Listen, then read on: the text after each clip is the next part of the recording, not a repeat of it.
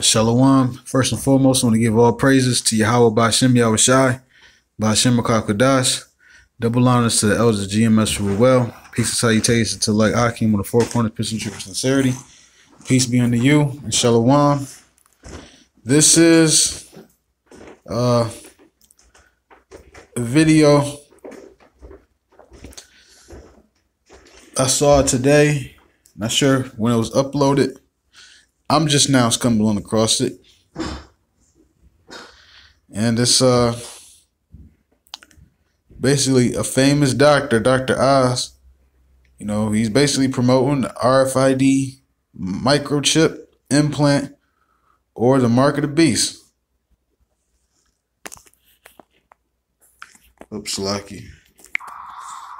The latest breakthroughs. Turns out one of the biggest discoveries is actually this tiny. See how small that is? This little chip may be the next big thing, and it sounds like it's right from a sci-fi movie, but people all over the world are implanting these into their wrists.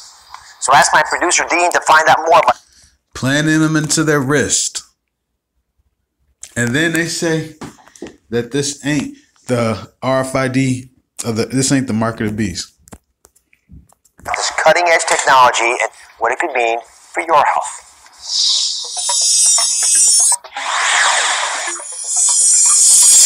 Whether it's our smartphones, our watches, our fitness trackers, or our Bluetooth headphones, it's clear that technology is not just part of our lives, it's running them. It's how we buy things, watch things, how we date, stay safe, even how we travel. Paul? Cool. We're so attracted to our devices that they're basically becoming a part of our bodies. But what if they really could become a part of our bodies? Well, guess what? They can. Meet the RFID microchip.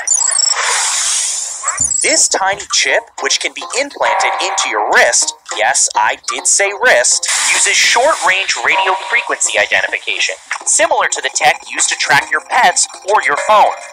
Once implanted in your body, it could identify you as you pass through the airport, open the door to your home. It could even be used to buy groceries at the supermarket. Oh, okay. And there was this guy, Nathaniel 7. He was basically scoffing at this idea that if RFID microchip, you know, I think this woman had a question from the congregation of IUS. He had a question about the mark of the beast. You know, RFID chip. She was saying her dog has a microchip. And then he scoffed and said, okay, maybe he can buy and sell. And he started laughing. So now, here, he says flat out that you can also purchase with this. There's going to come a time.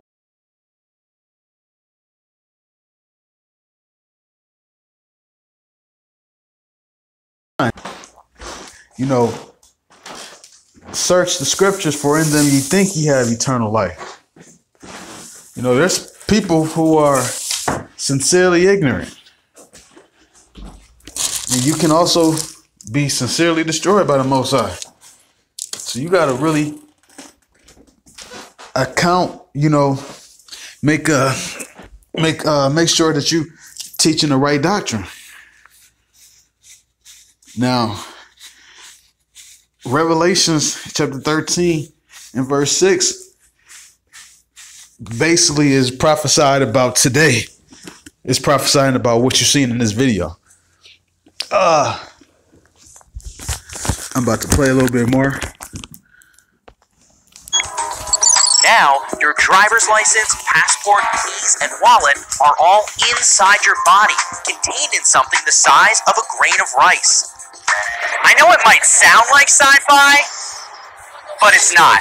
10,000 people have already been chipped, and the number is growing. The possibilities are limitless, especially when it comes to your health. Imagine you're rushed to the hospital without any identification, but with just one scan of your chip, doctors know your name, date of birth, medical history, insurance, blood type, allergies, even the medication you're taking. This chip in your wrist won't just change your life, one day it might just save it. And that's why this little RFID microchip is the next big thing. So he basically already, broke down. Now, what if, you go into an emergency and they need, because that happens sometimes. Doctors need to know who you are. If you're unconscious, you can't tell them who you are. But if they can scan your hand, your wrist, they know who you are. So, now they're already promoting and basically giving you the benefits of taking an RFID chip. It could save your life in a health crisis. And right now, we're in the middle of a pandemic. And so now it's going to come a time where, you're going to be, put to the test.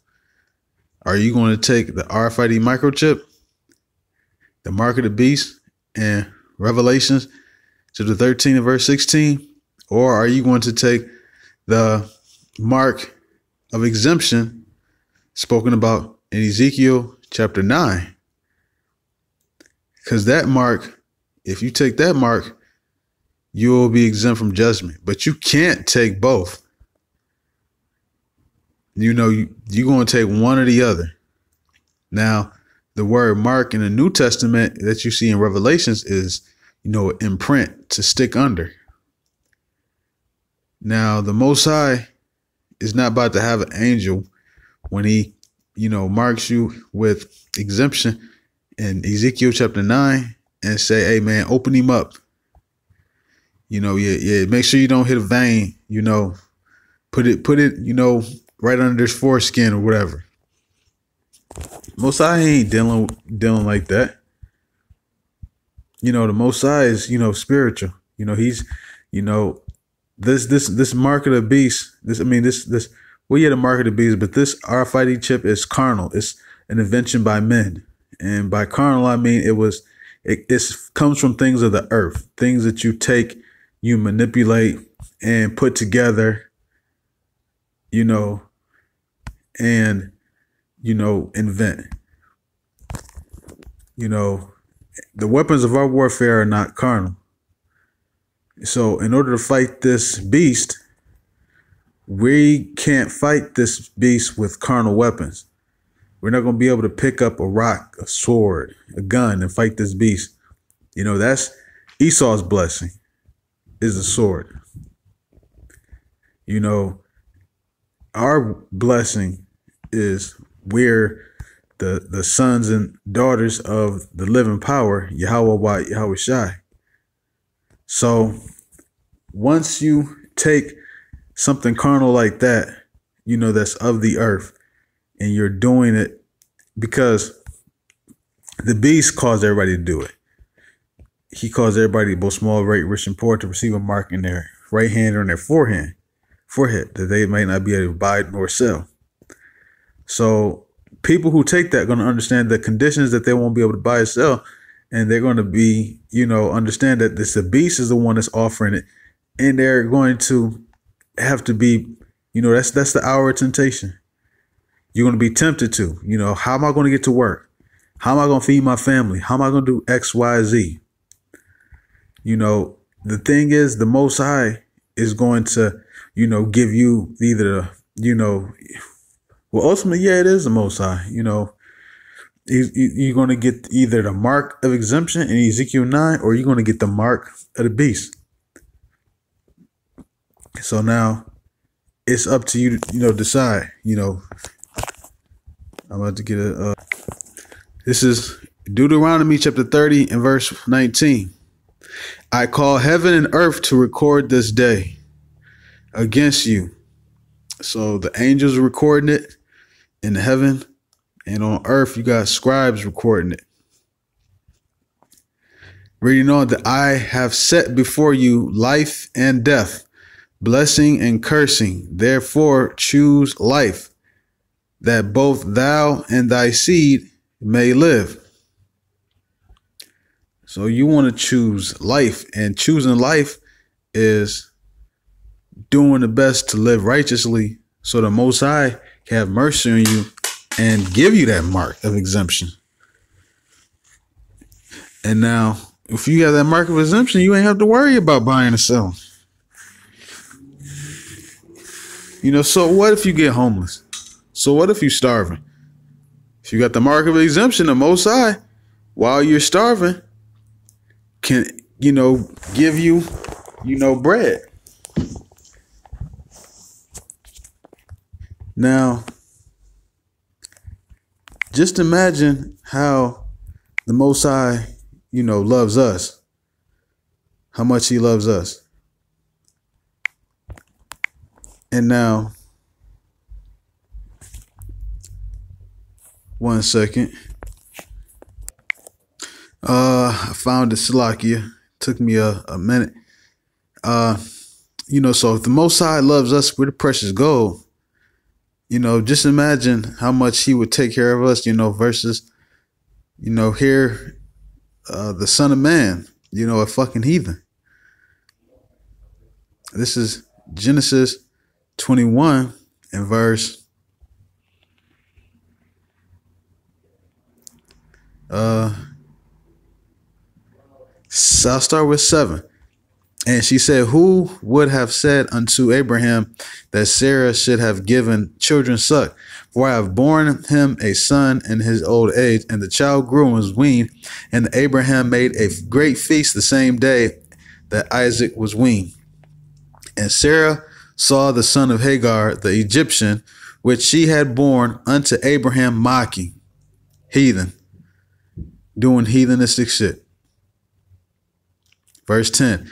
Wherefore she said unto Abraham, cast out this bondwoman and her son, for the son of this bondwoman shall not be heir with my son, even with Isaac. And that was righteous. Man, that was such a beautiful statement that she made. Verse 11, and the thing was very grievous in Abraham's sight because of his son. Verse 12, and God said unto Abraham, let it not be grievous in thy sight because of the lad and because of thy bondwoman and all that Sarah hath said unto thee. Hearken unto her voice, for in Isaac shall thy seed be called. And also of the son of the bondwoman I will make a nation, because he is thy seed.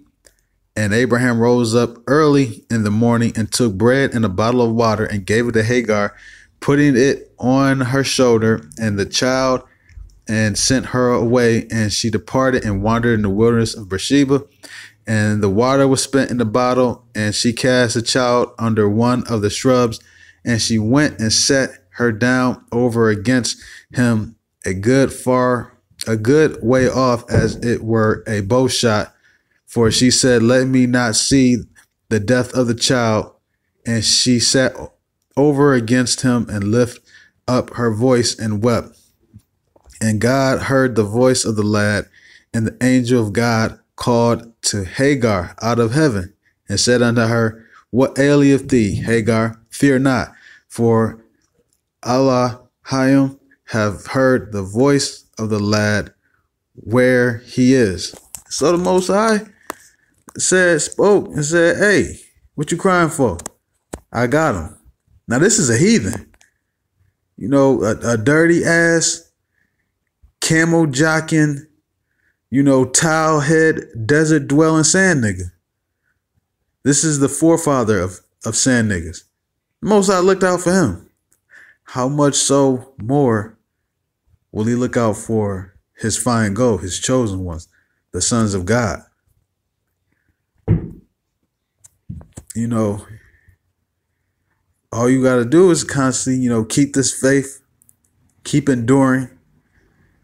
And on that note, I want to give all praises to Yahweh Ba'Shem Yahushai, Ba'Shem Rakak Wadash, double honors to the elders, G. Well, peace and salutations, and shalom.